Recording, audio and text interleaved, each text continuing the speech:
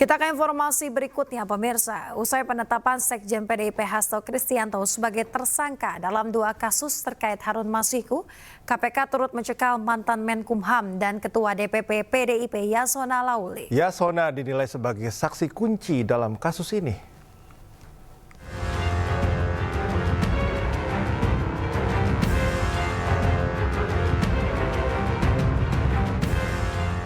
Mantan Menteri Hukum dan HAM Yasona Lauli ikut dicekal ke luar negeri bersama Sekjen PDIP Hasto Kristianto terkait kasus Harun Masiku.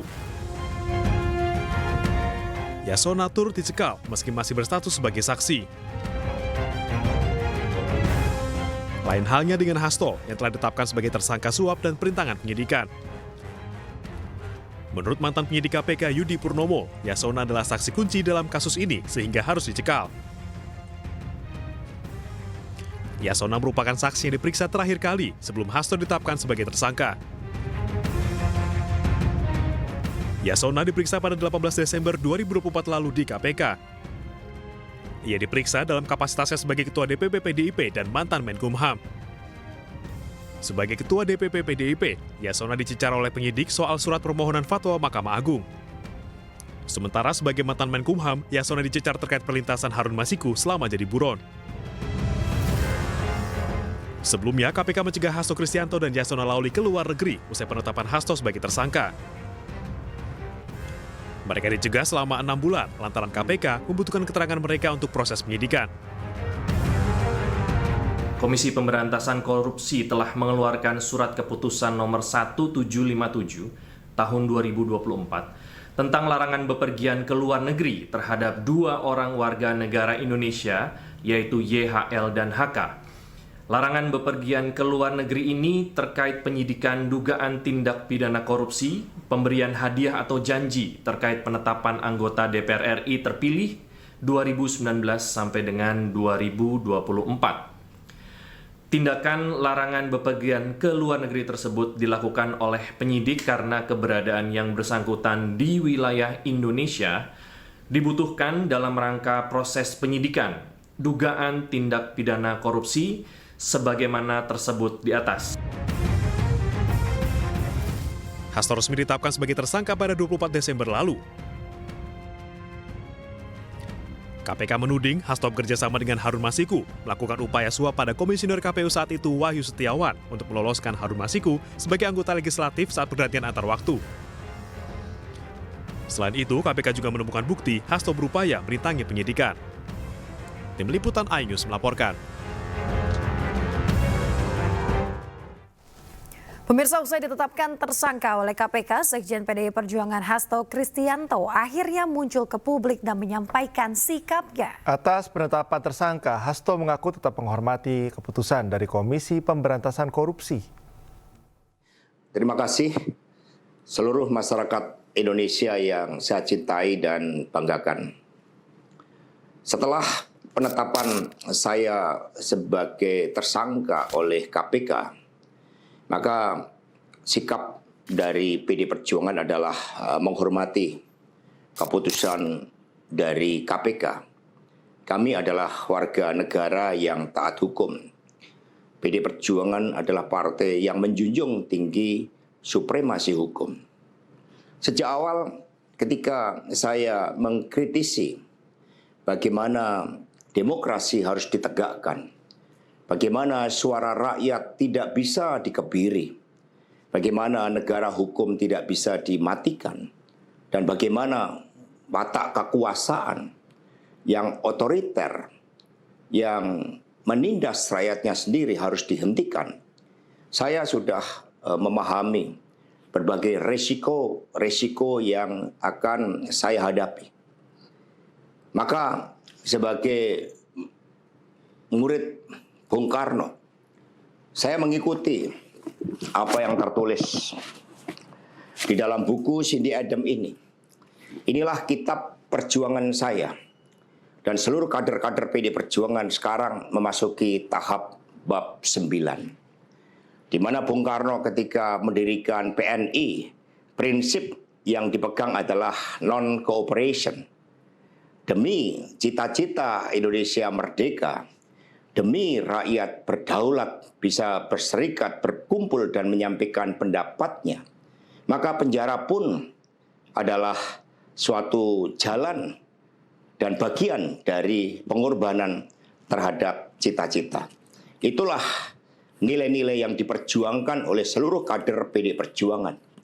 Ketika muncul berbagai intimidasi agar tidak dilakukan pemecatan terhadap sosok yang memiliki ambisi kekuasaan sehingga konstitusi pun sepertinya mau dilanggar dengan perpanjangan masa jabatan 3 periode ataupun perpanjangan masa jabatan itu, maka demi konstitusi Ibu Mega kokoh berdiri menjaga demokrasi.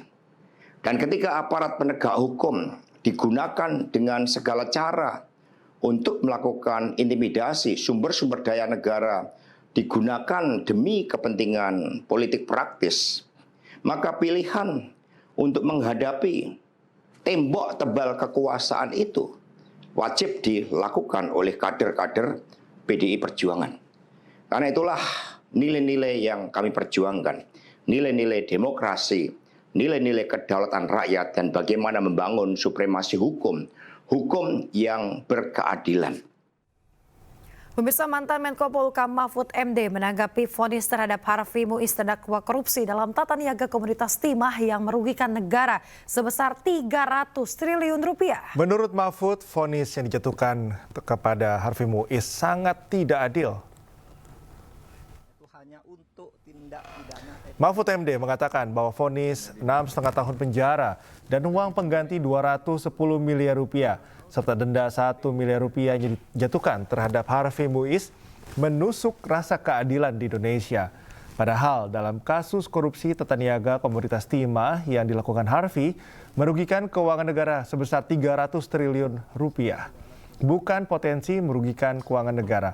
Mahfud juga menyebut bahwa uang pengganti dan denda 211 miliar rupiah hanya senilai 0,007% dari dakwaan merugikan keuangan negara 300 triliun rupiah. Merasa itu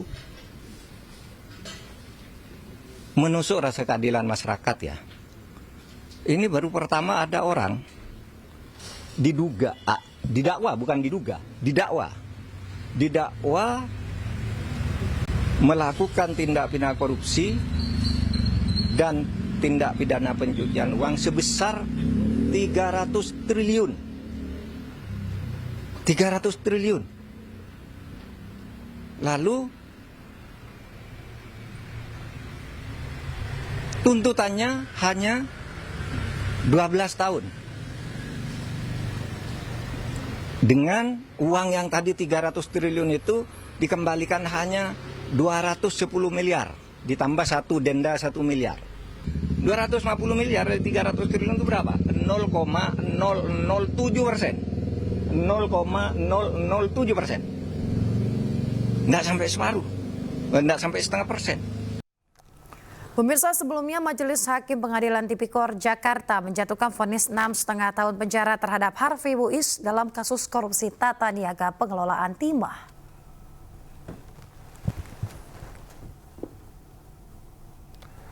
Pengusaha sekaligus suami aktris Sandra Dewi, Harvey Muiz, menjalani sidang putusan dalam kasus korupsi tata niaga pengelolaan timah di Pengadilan Tipikor Jakarta Pusat pada Senin siang. Dalam amar putusannya, Majelis Hakim menyatakan Harvey Muiz terbukti bersalah melakukan tindak pidana korupsi dan pencucian uang dan menjatuhkan vonis hukuman 6,5 tahun penjara. Suami aktris Sandra Dewi ini juga diwajibkan membayar denda sebesar 1 miliar rupiah dan uang pengganti senilai 210 miliar rupiah. Apabila tidak dibayar, maka harta bendanya akan dirampas dan dilelang untuk mengganti kerugian negara. Dan bila jumlah hartanya tak mencukupi, maka diganti hukuman penjara. Mengadili, 1. Menyatakan terdakwa Harvey Muiz terbukti secara sah dan meyakinkan bersalah melakukan tindak pidana korupsi yang dilakukan secara bersama-sama dan melakukan tindak pidana pencucian uang yang dilakukan secara bersama-sama sebagaimana dalam dakwaan ke-1 primer dan dakwaan ke-2 primer. 2. Menjatuhkan pidana kepada terdakwa dengan pidana penjara selama 6 tahun dan 6 bulan dan denda sebesar 1 miliar rupiah dengan ketentuan apabila denda tersebut tidak dibayar akan diganti dengan pidana kurungan selama berapa tadi, Pak? 2 tahun. Bukan yang ini. Ya, 6 ya. Selama 6 bulan.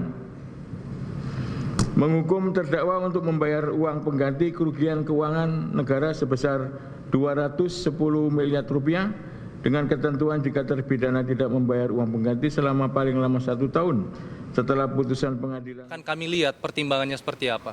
Karena upaya hukum itu disediakan oleh peraturan perundang-undangan, apakah nanti kita akan mengajukan keberatan terhadap harta tersebut atau tidak.